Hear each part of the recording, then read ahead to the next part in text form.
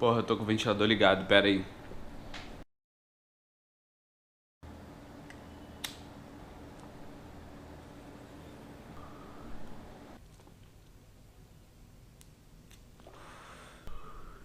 Agora sim. Hoje a gente vai falar de ataque e defesa astral. Mais ataque do que defesa, mas mais defesa do que ataque. Os ataques mágicos, geralmente, eles são coisas muito raras. Não são coisas que acontecem a todo momento e todas as pessoas lutam umas contra as outras por aí como se fosse, sei lá, um mundo mágico da Disney de vilões e heróis. Apesar de que vilões e heróis a gente encontra em todo lugar. Então, antes de pensar se você está passando por um ataque astral, você precisa ponderar algumas coisas.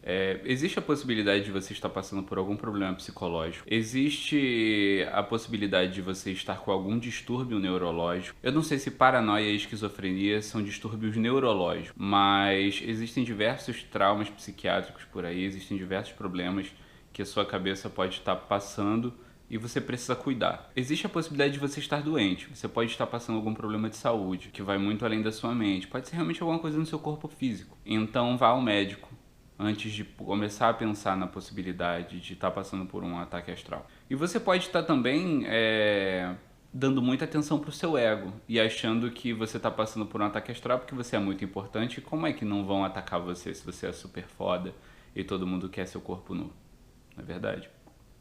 Antes da gente falar de ataque e defesa astral, a gente precisa ter na consciência de que existem muitos planos de manifestação. O campo da linguagem é um campo de manifestação, o plano físico é um campo de manifestação, o plano mental é um campo de manifestação. E quando você começa a entrar nos paradigmas de corpo energético, diversos outros corpos, quanto mais a sua capacidade de dimensionar for aumentando, maiores são os compartimentos e as possibilidades de manifestação que você tem por aí. E isso não cabe só para o ritual de ataque, para o ritual de defesa, para um ataque astral ou para uma defesa astral. Isso serve para tudo. Mas se tratando de ataque e defesa astral, você quando reconhece que realmente está passando por um ataque astral, você precisa pensar nos planos de manifestação, tanto que você deve se proteger, quanto os que você deve usar para contra-atacar. Porque muitas vezes você vai ter que lidar com a energia que está te agredindo no campo de manifestação dela.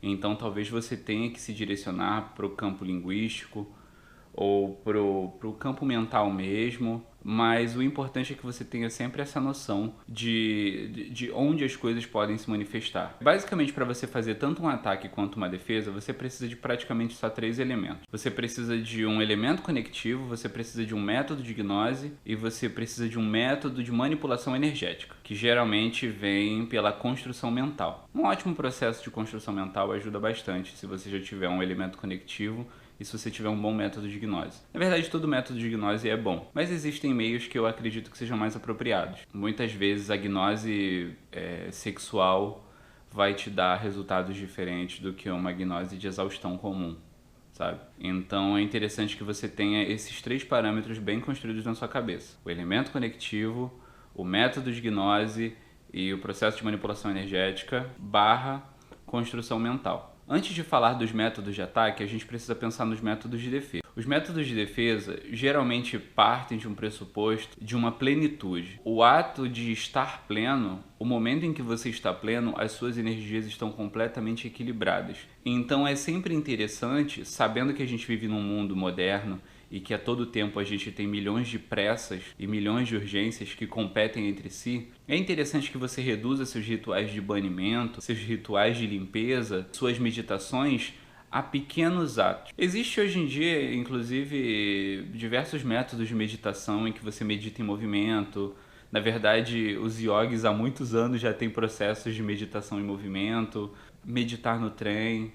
Meditar é possível em qualquer lugar e é um ótimo método de defesa, porque a melhor defesa é quando você equilibra a sua energia de uma forma em que as energias agressivas não consigam se afinizar com elas, então elas não te alcançam. Esse é o melhor modo. Mas eu recomendo a você um banimentozinho pela manhã, um banimentozinho pela noite antes de dormir. Mas é mais na intenção de te voltar para o seu centro de equilíbrio psicológico, sabe? para que você esteja com a mente tranquila, para que você consiga lidar melhor com os problemas. Até porque se você está mais tranquilo, você tem a capacidade de analisar melhor os fatores ao seu redor. Agora, como método de ataque, são os mais diversos, porque assim como a construção de um sigilo para um intento, onde você utiliza um elemento simbólico para te servir de portal para acessar aquele intento, você pode fazer isso com diversos objetos. O Peter Carroll, se eu não me engano, e o David Lee dizem que os objetos, as coisas materiais, né, as coisas mais densas, são capazes de absorver e manter certos níveis de energia que foram vibrados próximo a elas. Então, existe a possibilidade de você meio que contaminar algum objeto para poder entregar para a pessoa, como muitas pessoas por aí fazem na feitiçaria comum. Existe a possibilidade de você, inclusive, utilizar alimentos para isso, como os evangélicos sempre dizem, que os candomblecistas e os umbandistas amaldiçoam os doces. Eu não estou falando que essas pessoas amaldiçoam, só estou contando o que geralmente os evangélicos acreditam que aconteça. E assim, a gente tem que se aproveitar de toda a criatividade que está disposta. O discurso desse evangélico que diz que o doce de Cosme e Damião, né, ele é amaldiçoado, por mais que seja um discurso preconceituoso pra caralho, muito desgraçado, é um mecanismo que você pode acabar utilizando. Mas eu vou dar um exemplo pra vocês saberem também como lidar e como escolher o tipo de entidade, o tipo de coisas que você vai trabalhar para poder alcançar alguém num ataque, num contra-ataque ou até mesmo num processo de defesa. Digamos que você tem um vizinho que bate na esposa, levando em consideração que você já denunciou a polícia, digamos que esse vizinho permanece fazendo isso. E, obviamente, se você entrar na casa dele, talvez na justiça você não vá ser julgado por nada prejudicial porque você estava tentando salvar uma pessoa, mas é contra a lei você invadir a casa de outra pessoa. Então, digamos que você quer atacar esse vizinho. Se você quer atacar esse vizinho e ele faz isso, é interessante que você utilize uma entidade que proteja o feminino.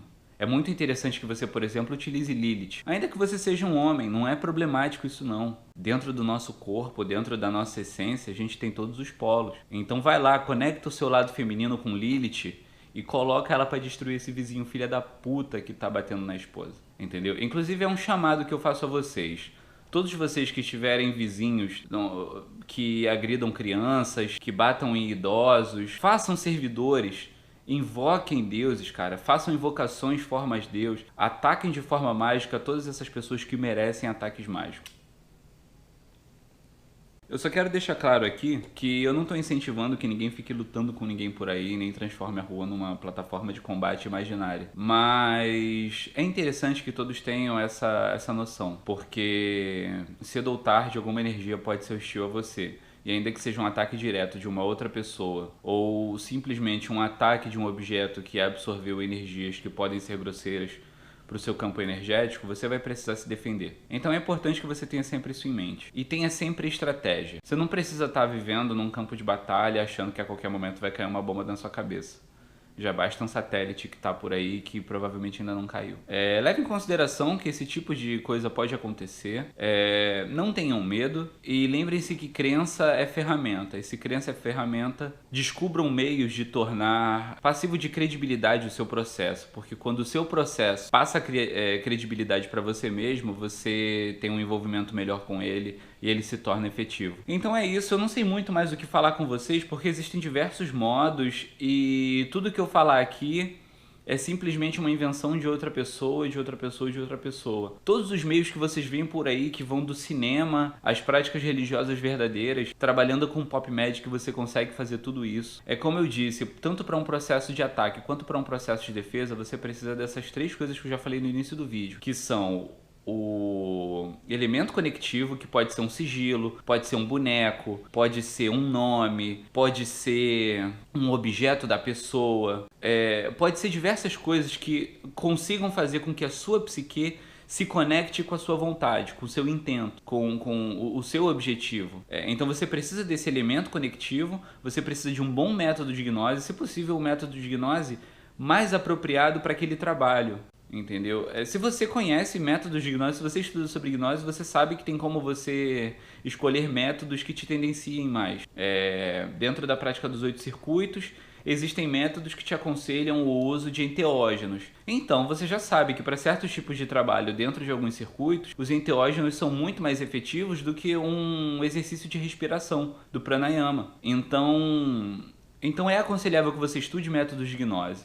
Se você quer se defender, se você quer atacar, se você quer contra-atacar, faça isso. Mas antes de tudo, leve em consideração que você pode estar passando por problemas de saúde legítimos, que você pode estar passando por problemas psicológicos legítimos.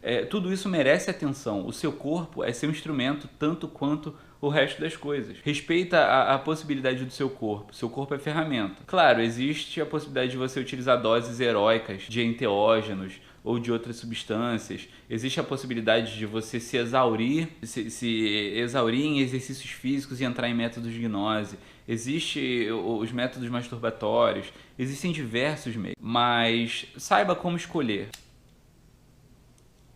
Qualquer dúvida que vocês tiverem, comentem aqui embaixo, tá? Então é isso. Eu vou deixar as minhas redes sociais aqui embaixo, mas elas estarão aqui na descrição do vídeo. E não se esqueçam de se inscrever no canal, se vocês gostaram do canal. Se vocês não gostaram do canal, digam um motivo aqui nos comentários que vai ser super legal eu descobrir e tentar adaptar as coisas.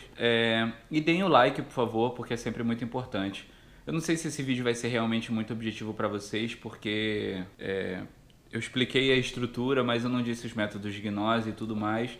Mas é porque são inúmeros. E eu acredito que dizendo para vocês que é só você procurar um método de gnose, um elemento conectivo, você fica mais livre para trabalhar dentro do seu paradigma.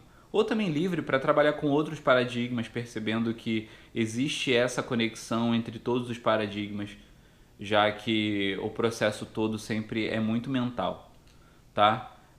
Eu agradeço aos views de todos, a gente só tem 2, 3 semanas de canal e tá tudo muito legal, vocês são ótimos e é isso. Passem para os amigos de vocês,